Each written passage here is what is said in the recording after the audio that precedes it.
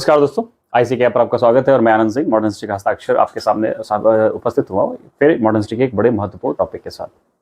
अपने पिछले video lectures में हमने सविनय अवज्ञा आंदोलन और उनसे संबंधित आपके 3 गोलमेज सम्मेलनों की चर्चा की थी। आज के इस टॉपिक में हम चर्चा करने वाले हैं आपके कम्युनल अवार्ड, जिन्हें सांप्रदायिक पंचाट या सांप्रदायिक अधिनिर्णय भी कहा जाता है, और उनके प्रतिरोध में आए गांधी अंबेडकर समझौते यानी पूना पैक्ट की। इस आपके पूरे के पूरे इन दो घटनाओं की पृष्ठभूमि क्या है, पहले उसको जल्दी से समझ लेते हैं ताकि आपको ये दोनों टॉपिक कनेक्ट हो सके। आपके सांप्रदायिक अधिनिर्णय की जो पृष्ठभूमि है वो तैयार होती है जाके 1928 में, जब साइमन कमीशन का भारत आना होता है। साइमन कमीशन जब भारत आता है तो साइमन कमीशन भारत आने के बाद जब वो भारत की जो विविध सामाजिक जो संस्कृति है, जो विविधता है, जब उसका अध्ययन करता है तो उसे पता चलता है कि भारतीय समाज में आपके एक वर्ग ऐसा भी है जो कि भारतीय समाज का ही जो है परतंत्र हिस्सा है और जिसे हम दलित समाज के रूप में पहचानते थे। साइमन कमीशन ने अपनी रिपोर्ट में दलित समाज के लिए कुछ विशेष प्रावधान करने के प्रस्ताव भी संस्तुत किए थे।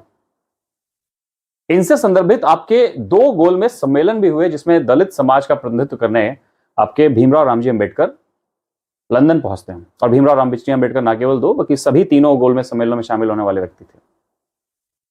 भीमराव रामजी अंबेडकर, वैसे तो इनके बारे में एक विस्तृत और अलग क्लास हो सकती है, लेकिन फिर भी मैं जिनका नाम ले रहा हूं, मैं उनके बारे में कुछ बातें ऐसे आपको बता देता हूं पहले से, ताकि आपको मालूम चल सके कि भारतीय राष्ट्रीय आंदोलन में नायकों का मूल्यांकन किस आधार पर होना चाहिए। इस बात से मैं सहमत हूं कि भारतीय राष्ट्रीय आंदोलन के सबसे बेहतरीन नायक या सबसे बड़े नायक महात्मा गांधी हैं, लेकिन महात्मा गांधी के बाद यदि भारतीय राष्ट्रीय आंदोलन में किसी का संघर्ष याद रखा जाना चाहिए तो वो है भीमराव रामजी अंबेडकर। महाराष्ट्र में पैदा हुए, इनका प्रारंभिक नाम भीमराव रामजी सकपाल था। नाम पर अगर जाएंगे तो भीमराव जो है इनकी माता भीमा से संदर्भित था और रामजी सकपाल इनके पिता से संबंधित था, और इनका जो सरनेम था वो सकपाल था। प्रारंभिक शिक्षा इनके पिता को, चूंकि इनके पिता आपके रेजिमेंट में थे, ब्रिटिश सेना में थे, तो सैनिक स्कूल में इनकी प्रारंभिक शिक्षा होती है। लेकिन प्रारंभिक शिक्षा के बाद जब पिता रिटायर होते हैं और उसके बाद जब इनको अपनी माध्यमिक शिक्षा करनी होती है तो इनके सामने वही भारत की सामाजिक जो चुनौतियां हैं उसका सामना करना पड़ता है। और सामाजिक चुनौतियों का सामना करते हुए आपके भीमराव रामजी अंबेडकर को कई बार कुछ ऐसा सहना पड़ा जो कि आज वर्तमान भारत में शायद हम कल्पना भी नहीं कर सकते। मैं ये तो बिल्कुल नहीं बोलूंगा कि कल्पना नहीं कर सकते, कल्पनाएं अलग हैं। मैं अखबार उठाकर देखूंगा तो आपको हकीकत में अभी भी भारत का जो सामाजिक ताना बाना है, उसमें जो जाति व्यवस्था है, उसके कुछ दोष जो है वो गाहे बगाहे आपको अखबार में या अपने आसपास सुनने को मिल जाते हैं। भीमराव रामजी को वहां पर भी चुनौती काफी जो है सहनी पड़ती है। इसके बाद आपके बड़ौदा राज खानदान से इनके संबंध अच्छे थे, इनके पिता के संबंध अच्छे थे, तो उनके सहयोग से इन्होंने अपनी जो है आधुनिक शिक्षा पूरी की। इनकी उपलब्धियों के विषय पर मैं ज्यादा नहीं बात करूंगा, क्योंकि उपलब्धियां या शैक्षिक योग्यता हर एक व्यक्ति को भीमराव रामजी अंबेडकर नहीं बना सकती। भीमराव रामजी अंबेडकर अगर भारत में गांधी के बाद दूसरे सबसे सक्षम और सबसे प्रभावशाली नेता, यदि मेरा अगर व्यक्तिगत उनके बारे में विचार ऐसा है, तो इसका कारण यह नहीं कि वो शैक्षिक योग्यता में सबसे बेहतरीन थे, उसका कारण उनका अपना संघर्ष। भीमराव रामजी अंबेडकर आपके एशिया के, मतलब भारत के छोड़िए, आपके एशिया के पहले व्यक्ति थे जो कि लंदन स्कूल ऑफ इकोनॉमिक्स से ग्रेजुएट थे। लंदन स्कूल ऑफ इकोनॉमिक्स, जो कि आज वर्तमान समय में भी आपके भारत के छोड़िए पूरे विश्व की अर्थव्यवस्था या अर्थशास्त्र से जुड़ा सबसे बड़ा विद्यालय। कई भाषाओं में उन्होंने जो है आपके मास्टर ऑफ आर्ट्स की डिग्री हासिल कर रखी थी, और संभवतः 18 वर्ष या 19 वर्ष की उम्र में ही उन्होंने पीएचडी कंप्लीट कर ली थी। ये संभवतः शायद 20 से 21 वर्ष के रहे होंगे जब भीमराव रामजी अंबेडकर ने अपनी पीएचडी कंप्लीट कर ली थी। ये अवसर और ये शैक्षिक योग्यताएं भारत की उस व्यवस्था को चुनौती देती हैं जिसमें यह दावा किया जाता है कि ज्ञान या युद्ध या व्यापार का अधिकार समाज के किसी एक वर्ग विशेष पर ही जचता है। भारत के समाज की इस जाति व्यवस्था का जो विकास, जो शुरुआत है, वो आपके वर्ण व्यवस्था से उपजा था। ऋग्वेद के 10वें मंडल के पुरुष सूक्त में ऐसे विराट पुरुष की कल्पना की गई है जिसके आपके मुख से या सिर से ब्रह्म की यानी ब्राह्मण की उत्पत्ति है, छाती से आपके क्षत्रिय की उत्पत्ति है, जंघाओं से आपके वैश्य की उत्पत्ति मानी गई, और पैरों से आपके शूद्र की उत्पत्ति मानी गई। यह व्यवस्था वर्ण व्यवस्था कहलाती थी, और वर्ण व्यवस्था में सब कुछ व्यक्ति की अपनी प्रतिभा के ऊपर निर्भर करता था। यानी अगर आप शिक्षा में अच्छे हैं तो आप ब्राह्मण समुदाय को जो है बिलोंग करेंगे। यदि आपके भीतर सैन्य गुण अच्छे हैं तो आप क्षत्रिय समुदाय को जो है बिलोंग करेंगे। यदि आपके भीतर व्यापार गुण अच्छे हैं तो आप वैश्य समुदाय को, और यदि आप इनमें से किसी प्रतिभा को रखने में सफल नहीं होते हैं तो आप मानव सेवा करेंगे, जो कि सर्वश्रेष्ठ सेवा बोली जाती है। यह वर्ण व्यवस्था तब तक बेहतर थी जब तक व्यक्ति के आंतरिक प्रतिभा या बाह्य प्रतिभा को सम्मान देती थी। इस वर्ण व्यवस्था को दोष तब लग जाता है जब यह निर्धारित कर लिया गया कि नहीं, ब्राह्मण का बच्चा ही ब्राह्मण, क्षत्रिय का बच्चा ही क्षत्रिय, वैश्य का बच्चा ही वैश्य और शूद्र का बच्चा ही शूद्र बनेगा।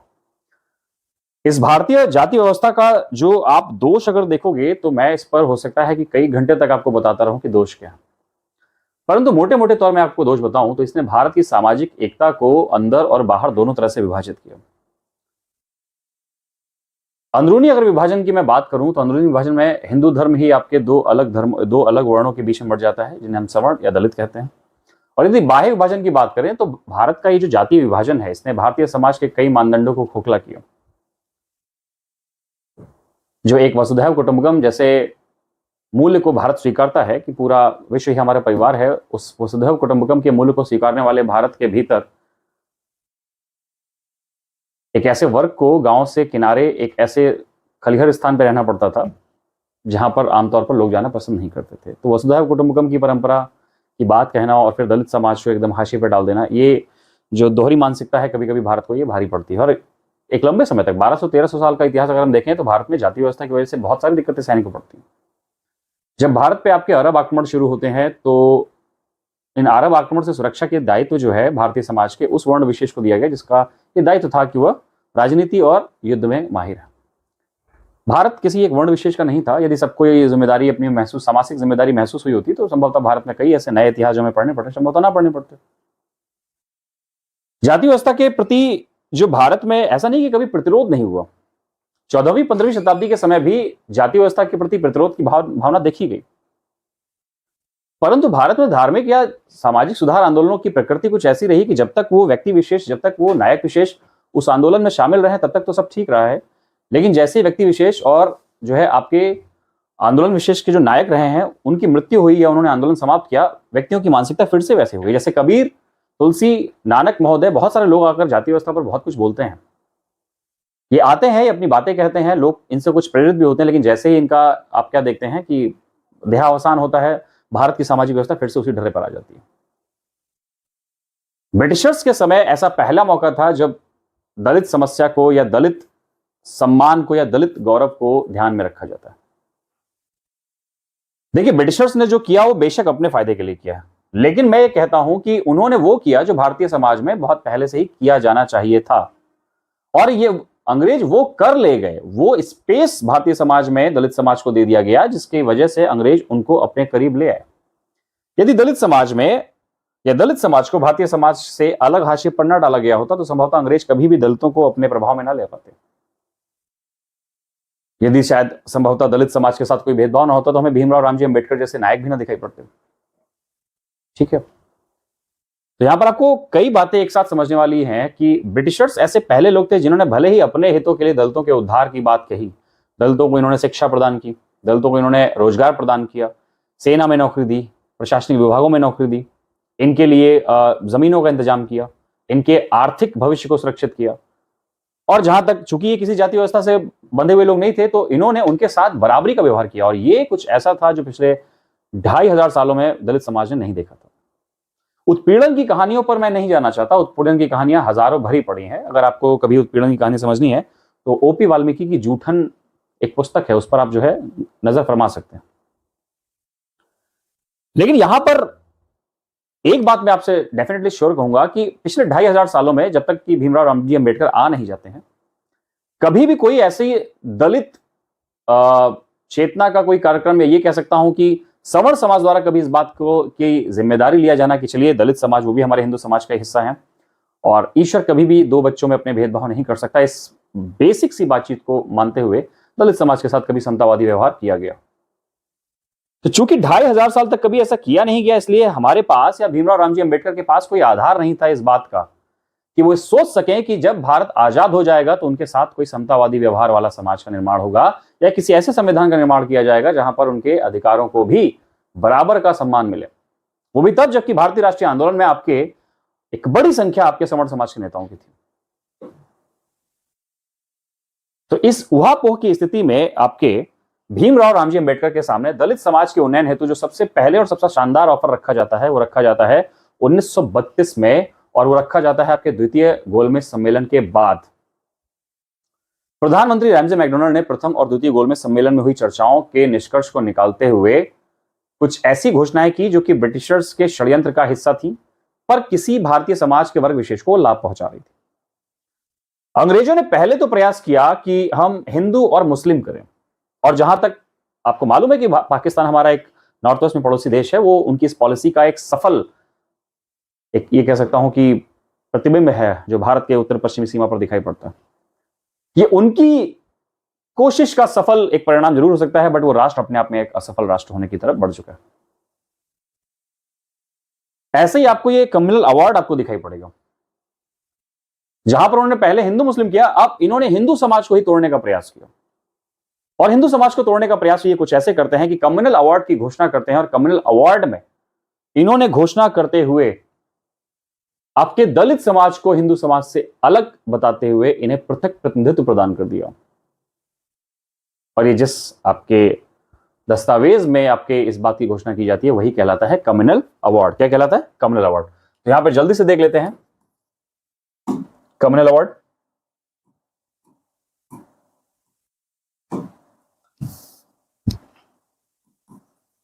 कम्युनल अवार्ड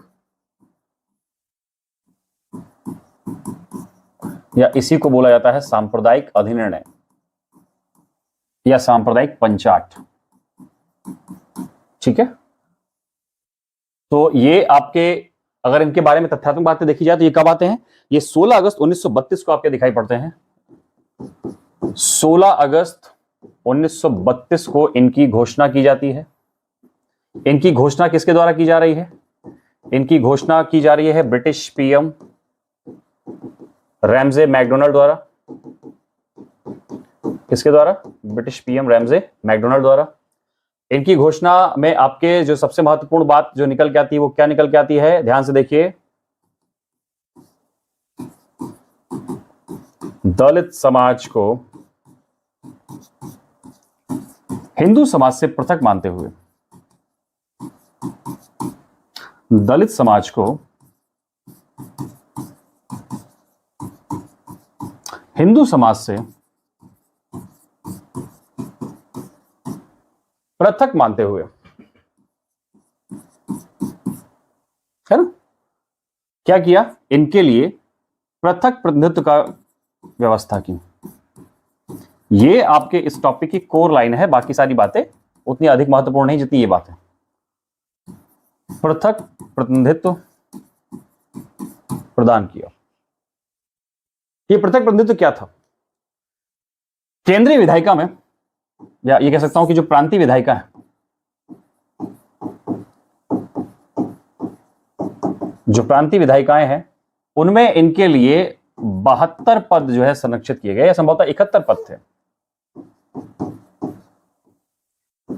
इनके लिए 71 पद जो है आपके आरक्षित किए गए।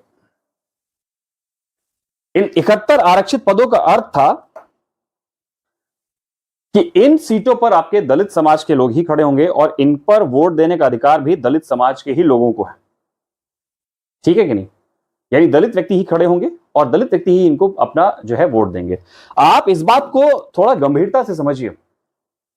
आज भारतीय समाज में जो भारत की राजनीतिक व्यवस्था है उसमें क्या होता है कि ऐसे क्षेत्र जहां पर हिंदू मुस्लिम आबादी बराबर है, वहां पर व्यक्ति जो भी चुनाव के लिए खड़ा हो, चाहे वो हिंदू समाज से खड़ा हो, चाहे वो मुस्लिम समाज से खड़ा हो, उसको बहुत संतुलित बात करनी पड़ती है।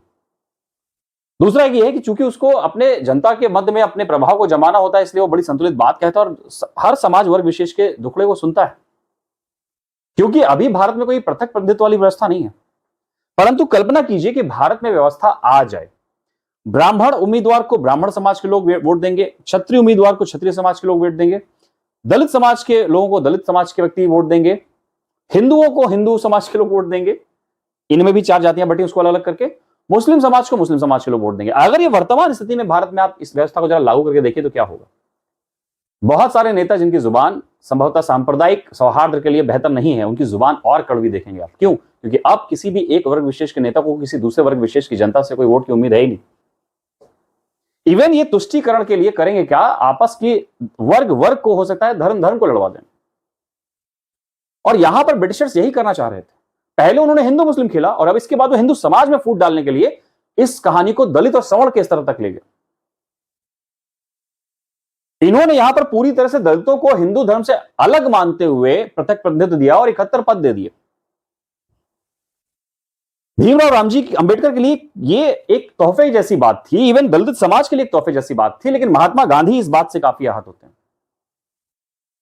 महात्मा गांधी को इस समय समझ में आ रहा था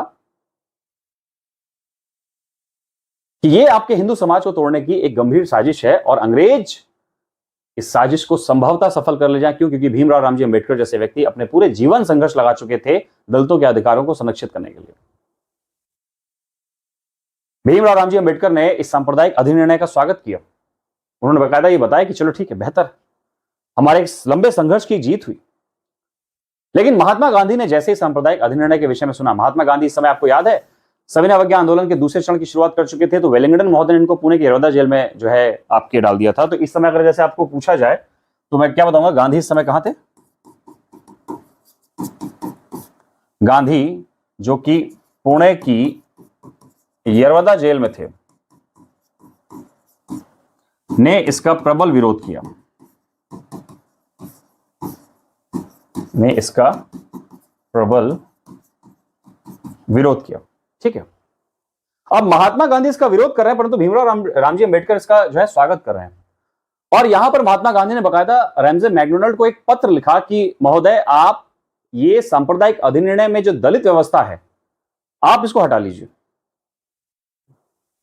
वरना हमें आमरण अनशन करना पड़ेगा। अभी सिर्फ दलित व्यवस्था के प्रति महात्मा गांधी का असंतोष था, क्योंकि अगर आप इसमें देखोगे तो और भी लोगों को इसमें पृथक प्रतिनिधित्व दिया गया था। सांप्रदायिक अधिनिर्णय में अगर देखा जाए कि पृथक प्रतिनिधित्व तो दिया किसको किसको दिया गया था, है ना? तो इसमें आपके कौन कौन दिखाई पड़ेंगे? इसमें आपके मुस्लिम समाज है, उनको भी पृथक प्रतिनिधित्व दिया गया है। इसमें आपके महिलाओं को भी भारत में पहली बार पृथक प्रतिनिधित्व दिया जा रहा है, यानी मुस्लिम महिला सीटें खड़ी होंगी, उसमें आपके महिला समाज के लोग ही वोट करेंगे। ठीक है, सिख, क्रिश्चियन और एंग्लो इंडियन, कौन कौन? सिख, ईसाई व एंग्लो इंडियन, इनको भी आपके इसमें पृथक प्रतिनिधित्व प्रदान किया गया था। इतने लोगों को आपके जो है कम्युनल अवार्ड में पृथक प्रतिनिधित्व प्रदान किया था। केवल इसमें दलित नहीं थे, ये बात मैं आपको बता दे रहा हूं। तो अब यहां पर आपके क्या होगा कि भीमराव रामजी अंबेडकर इस बात का स्वागत करते हैं, महात्मा गांधी इस बात का विरोध करते हैं। महात्मा गांधी ने आपके रैमजे मैकडोनाल्ड महोदय को यह पत्र लिखा कि यदि आप जो है मेरी बात नहीं मानते हैं और इस कम्युनल अवार्ड को स्थगित नहीं करते हैं, तो 20 सितंबर 1932 का समय है, 20 सितंबर 1932 से हम क्या करेंगे? आमरण अनशन करेंगे। तो महात्मा गांधी की प्रतिक्रिया इसमें देखते हैं, है ना? और गांधी ने क्या किया, बाकायदा पत्र लिखने के बाद जब कोई रिस्पांस नहीं मिलता है तो 20 सितंबर 1932 को महात्मा गांधी ने सीधा सीधा घोषणा कर दी आमरण अनशन की, यानी फास्ट अनटू डेथ। आमरण अनशन प्रारंभ। महात्मा गांधी ने जब आमरण अनशन शुरू किया तो ये भीमराव रामजी अंबेडकर के लिए बड़ी कठिन परिस्थिति बन जाती है। भीमराव रामजी अंबेडकर इस बात से काफी नाराज भी होते हैं कि आज तक महात्मा गांधी ने कभी भी दलित चेतना की बात को राजनीतिक मुद्दा नहीं बनाया, अपनी राजनीतिक प्राथमिकताओं में शामिल नहीं किया।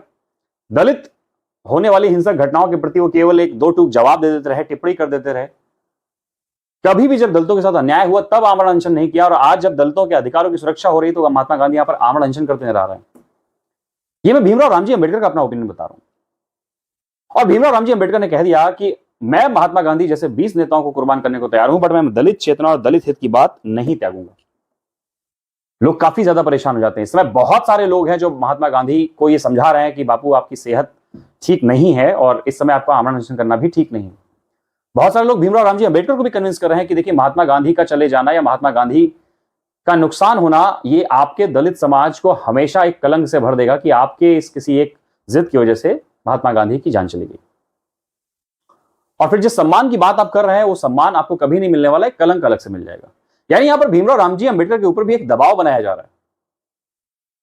इस दबाव को अगर मैं आपको न्यूनतम स्तर बताऊं तो यहां पर आपके कई हिंदूवादी संगठन खड़े हो जाते हैं और वो दलित समाज की झुग्गी झोपड़ी को जलाना शुरू कर देते हैं, ये कहने के लिए कि भाई अगर आपकी वजह से महात्मा गांधी को कोई क्षति हुई तो आपको छोड़ेंगे नहीं। भारतीय राष्ट्रीय आंदोलन में बहुत कुछ ऐसा हो रहा था जो कि आपको सुनने, पढ़ने और बताने दोनों में अच्छा नहीं लगेगा, बट हो रहा था। एक लंबी प्रक्रिया चलती है जहां पर महात्मा गांधी से बात करने के लिए जो है आपके कन्विंस किया जा रहा है भीमराव रामजी अंबेडकर को। इस कन्विंसिंग लिस्ट में आप नाम कस्तूरबा जी का भी शामिल कर लीजिए। इवन भीमराव रामजी अंबेडकर से आपके कस्तूरबा जी भी मिलने जाती हैं कि देखिए बापूजी की हालत बिल्कुल भी ठीक नहीं है, आप उनसे बातचीत कर लीजिए, जो भी आपके बीच हल निकल सके उस हल को निकालने का प्रयास कीजिए, परंतु कृपया दलित समाज को आप हिंदू समाज से अलग होने के इस अंग्रेजों की साजिश को सफल मत होने दीजिए। तो यहां पर आपके धन्यवाद करिए आप भीमराव रामजी अंबेडकर और महात्मा गांधी जैसे योग्य नेताओं का कि उन्होंने अपने राजनीतिक हितों की तिलांजलि देते हुए फाइनली एक एग्रीमेंट पर तैयार हुए। और वो एग्रीमेंट जब आपके सामने निकल के आएगा तो वही एग्रीमेंट आपको क्या कहलाता है, 26 सितंबर 1932 को आपके सामने। और 26 सितंबर 1932 को जब एक लंबी बातचीत होती है तो इस लंबी बातचीत का जो परिणाम है वो आपके सामने निकल के आता है। और 26 सितंबर 1932 को जो ये लंबा परिणाम निकल के आएगा वही आपके क्या कहलाता है, पूना पैक्ट। इसी का परिणाम क्या निकल के आता है, पूना पैक्ट। क्लियर है कि नहीं? पूना पैक्ट की आधिकारिक डेट क्या है, 26 सितंबर 1932 को। ये पूना पैक्ट क्या था? इसी को आपके गांधी अंबेडकर समझौता भी कहा जाता है। इसी को आपके गांधी अंबेडकर समझौता भी कहा जाता है। ये गांधी अंबेडकर समझौता महात्मा गांधी और भीमराव रामजी अंबेडकर के बीच होता है और दलित प्रतिनिधित्व को लेकर होता है। इस गांधी अंबेडकर समझौते में महात्मा गांधी की उस बात को भीमराव रामजी अंबेडकर मान लेते हैं जो कि उनके दलित समाज के लिए एक नई जो है गरिमा की उमंग और गरिमा की आकांक्षाएं लेकर आए थे। लेकिन फिर भी चूंकि राजनीतिक मामला कुछ ऐसा था कि अंग्रेज हमें सोशली डिवाइड करना चाह रहे थे। भीमराव रामजी अंबेडकर ने हमेशा कहा है कि जब बात आपके भारतीय समाज और दलित हित की आएगी तो मैं हमेशा दलित हित सबसे पहले चुनूंगा। बट उन्हीं भीमराव रामजी अंबेडकर ने यह भी कहा था कि जब बात राष्ट्रीय हित और दलित चेतना की आएगी तो मैं राष्ट्रीय हित देखूंगा। और ये भीमराव रामजी अंबेडकर उस भारत से कह रहे हैं जिस भारत ने भीमराव रामजी अंबेडकर के समाज को 2500 साल तक हाशिए पर डाला, कभी बराबरी का जो है सम्मान नहीं किया। मतलब ठीक ऐसी बात है कि आप इस बात को समानुभूत कीजिए, एम्पैथी के साथ सोचिए कि आपका जीवन भर किसी ने शोषण किया हो। जीवन भर मैं कह रहा हूं आपके शोषण ना किया हो तो कम से कम सामाजिक गरिमा आपको ना प्रदान की हो। और आप अपने जीवन का कोई एक उठने का अवसर या बढ़ने का अवसर इसलिए त्याग रहे हैं कि अगर कहीं आपने उस अवसर को स्वीकार लिया तो सामने वाले से आपका जो है जो विभाजन है वो तीसरा कोई फायदा उठा जाएगा। आप नहीं सोचेंगे, आप तुरंत कर लेंगे। लेकिन भीमराव रामजी अंबेडकर ने यहां पर आपके एक दलित नेता के तौर पर ना सोचकर एक राष्ट्रीय नेता के तौर पर सोचा और राष्ट्र के महत्व को देते हुए पूना पैक्ट साइन करने पर सहमत हो जाते हैं। और इस पूना पैक्ट में आप समझ लीजिए दलितों के लिए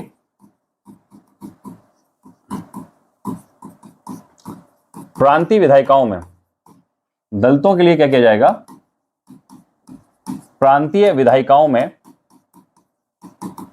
148 सीटें सुरक्षित कर दी जाती हैं। कितनी? 148 सीटें सुरक्षित कर दी जाती। कहां ये आपके केंद्रीय विधायिकाओं में 71 सीटों के लिए लड़ रहे थे और कहां पर अब इनके लिए 148 सीटों का प्रावधान कर दिया गया, यानी दलित प्रतिनिधित्व तो बढ़ा दिया गया। तो यही था आपका कम्युनल अवार्ड और कम्युनल अवार्ड के रेफरेंस में आया आपके सांप्रदायिक अधिनिर्णय। यहां पर अगर आप देखोगे तो बहुत सारे लोग इस सांप्रदायिक अधिनिर्णय में हस्ताक्षर करते आपको दिखाई पड़ेंगे। देखिए महात्मा गांधी की तरफ से आपके हस्ताक्षर जो है मदन मोहन मालवीय करते हैं, ठीक है। और दलित समाज से अंबेडकर जो है महोदय, कौन, अंबेडकर महोदय इस पर हस्ताक्षर करते हैं। और केवल इनके हस्ताक्षर नहीं थे, और भी बहुत सारे लोग के हस्ताक्षर थे। लेकिन चूंकि पूछा गया है महात्मा गांधी उस समय मरणासन स्थिति में थे, आंदोलन से इस आपके आमरण अनशन से काफी ज्यादा कमजोर स्थिति में जा चुके थे और संभवतः 1-2 दिन की देर यदि कर दी जाती या 2-4-6 दिन की देर अगर कर दी जाती तो शायद महात्मा गांधी भारतीय राष्ट्रीय आंदोलन में अपनी यात्रा वहीं पूरी कर चुके होते हैं। लेकिन नो डाउट भीमराव रामजी अंबेडकर और महात्मा गांधी की इस, ये कह सकता हूं कि इस बेहतर से कदम या इस उठाए गए बेहतर निर्णय को आप आज के लिए शुक्रिया अदा कर सकते हैं कि वर्तमान समय में भारतीय समाज का हिस्सा है दलित समाज, और आरक्षण के थ्रू हमने दलित समाज के लोगों को या दलित समाज के जो भी लोग हैं उनको उनके आर्थिक सामाजिक हितों को देखते हुए आरक्षण की व्यवस्था संविधान में पेश कर रखी। परंतु इसके बाद महात्मा गांधी की अपनी राजनीति पूरी तरह से बदली हुई नजर आती है। 1932 में महात्मा गांधी ने आपके सक्रिय राजनीति से अपने आप को अलग करते हुए यह कहा कि अब वो अपना सारा का सारा जीवन दलित चेतना और दलित उद्धार में लगाएंगे। इसके बाद महात्मा गांधी ने ऐसी सभाओं में जाना बंद कर दिया जहां सवर्ण समाज और दलित समाज के लोग साथ में बैठे हों, ऐसे विवाह समारोह में जाना बंद कर दिया जहां पर दलित समाज और सवर्ण समाज के लोग ना हों। तो ये मैं कह सकता हूं कि महात्मा गांधी और भीमराव रामजी अंबेडकर भारतीय राष्ट्रीय आंदोलन के सच्चे नायक थे, जिन्होंने अपने व्यक्तिगत हितों को ध्यान में न रखते हुए राष्ट्रीय हित को महत्व दिया और भारतीय समाज में अंग्रेजों की एक ऐसी चाल को जो है विफल कर दिया कि यदि वो सफल हो जाती तो संभवतः अंग्रेज अभी भी भारत में एक उपनिवेश बनाकर रह रहे होते। तो ये था आपके पूना पैक्ट और सांप्रदायिक अधिनिर्णय से संबंधित कुछ तथ्य। सवाल लगाइए, कुछ फंसे तो बताइएगा। जय हिंद क्लास।